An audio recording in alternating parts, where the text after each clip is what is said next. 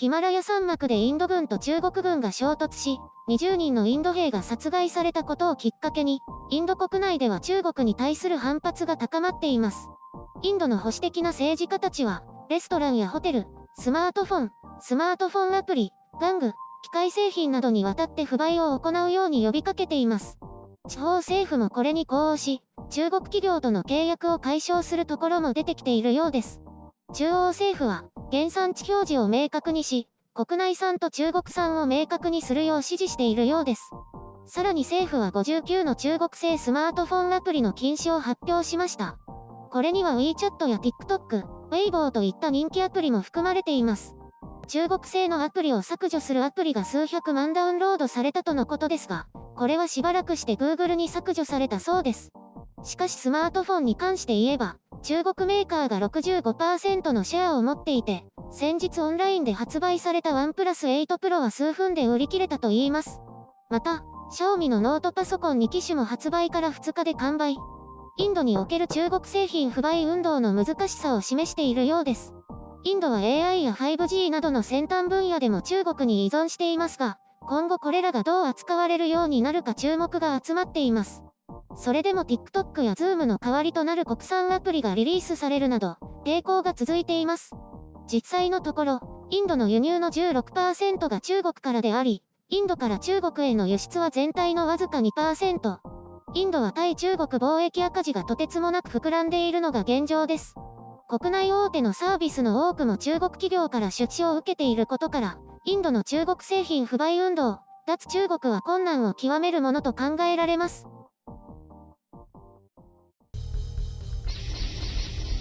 編集書簡。先日お話しした通り、私は中国共産党にはとりわけ悪い感情を抱いていまして、通常ならばこうした不買運動には賛同できませんが、相手が中国なら話は別です。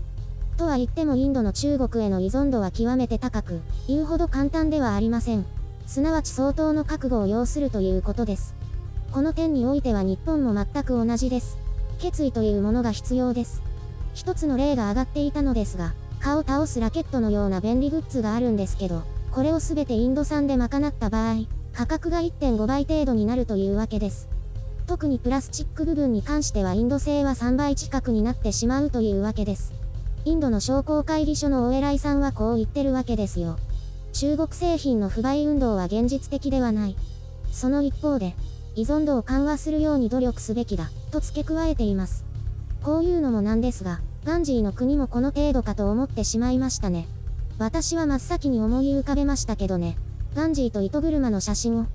たとえ高くても、品質が劣っても、インドで作られた綿製品を使おうと、そういった独立心を呼び起こすメッセージだったと思います。とは言っても、依存度が高ければ高いだけ抜け出すのは容易ではないですし、極端に舵を切るのは難しいということです。ただ、インドは日本とは違って途上国なので、中国製品に付け入られる隙が非常に大きかったわけです。生活の多くが中国によって蝕まれていると表現しても良いでしょう。そこからの脱却は極めて困難だと思います。スマートフォンなんて脱中国は極めて難しいでしょうね。サムスンか国産機を買うことになりますけど、アプリに関しても、そもそもどこの国のアプリか明確に表示されているわけでもないですし、それによって使用するかどうかを決めるという人も少ないでしょう。インドでは政治家たちが積極的に働きかけを行っているようですが、国内産業への支援も同時に必要となるでしょう。今やインドも感染症が大きな広がりを見せていて、それどころではないという側面もあるとは思いますが、また、無理に国産化しなくても別の国へと切り替えるという方法もあります。今は2000年代とは違って選択肢はたくさんあります。製造やサービス関連以外でも中国とインドは問題を抱えているようですね。インド洋の沖、排他的経済水域の外で、中国漁船が漁場を荒らし回っているという報道がありました。インド政府は沖合での漁獲を推進していないので、中国が大量の魚を取って、大金を稼いでいるそうです。こうした中で中国が警戒感を強めているのがクアッド、日米豪印4カ国による海洋を中心とした非公式戦略的軍事グループの存在です。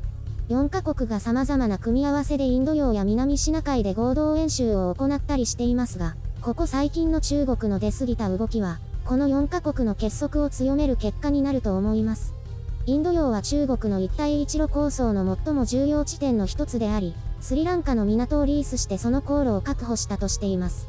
安倍首相はインドのモディ首相とは頻繁に会談を行っていて、日本とインドの関係をより強固にしようという意図が見て取れます。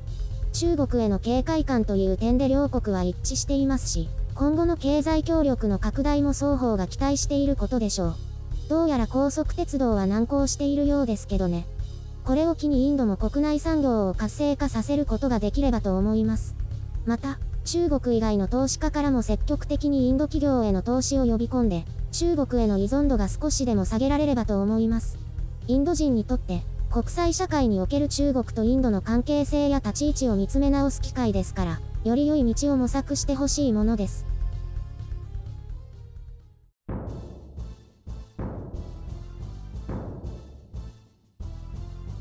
インドといえばカレー。夏はカレーの季節ですね。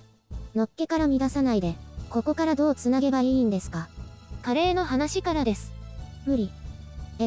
インドと中国の国境での衝突が発端となっているわけですけど、特にインドで中国への反感が広がっているんです。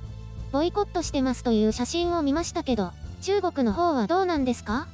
紹介した通り、インドから中国への輸出はとても少ないので、特に不買運動というのは起きていないと思います。香辛料くらいですかね？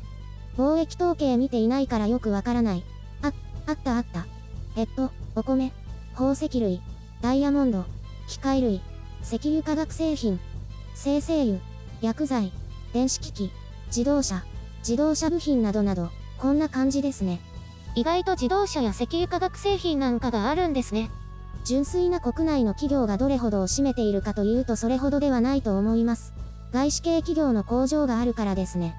じゃああまり経済的には独立してないと言うんですか？これは。そういうことになりますね。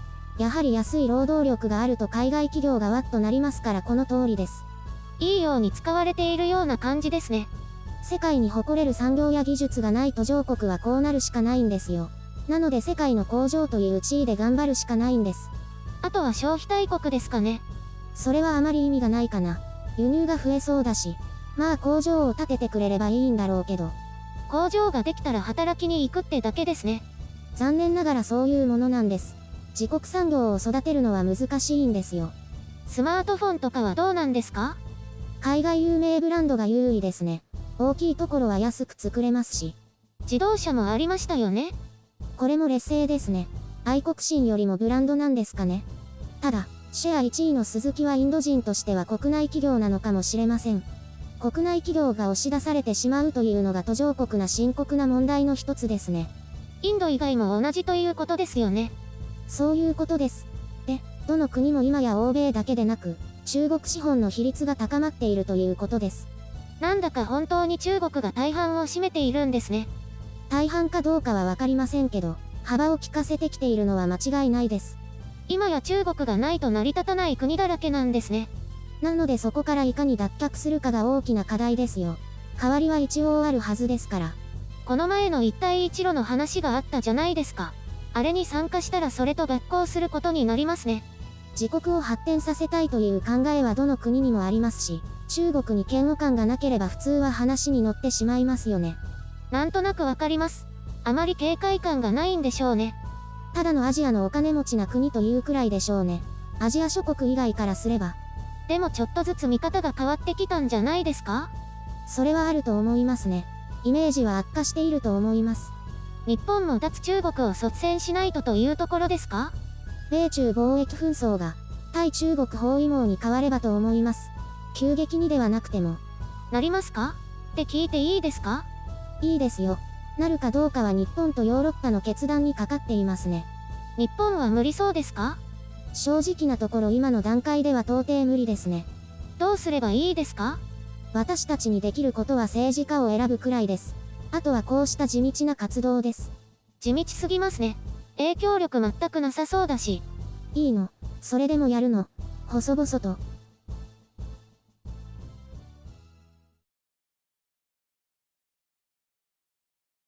じゃじゃーん。何が？服変わったかなって。変わりません。まだ何もしてないし。いつもそうですね。すごく忙しいんだってば。実はそのじゃじゃーんじゃないんです。何よ。らっきょうをつけました。季節物ですね。レモンの蜂蜜漬けも第3弾です。漬物マニアですね。どうしたの突然。生活力アピールです。いらないでしょ、そんなの。ちゃんとしてますよって。知ってもらいたいの？そういうことです。いる？そのアピール。重要です。私、らっきょうそんなに好きじゃないんだよね。子供の頃好きだったけど、福神漬け派になってから、らっきょうがもうダメになった。カレーの話ですか？それもありますけど。らっきょう美味しいじゃないですか。私大好きです。あれ、数年前に作って何年も全然食べずに放っておいたのを捨てたって言ってませんでしたっけ？なんで黒歴史を掘り起こすんですか？あれは食べたってことにしてください。気持ち悪くなって捨てたんじゃ？今日は終わりです。ずるい。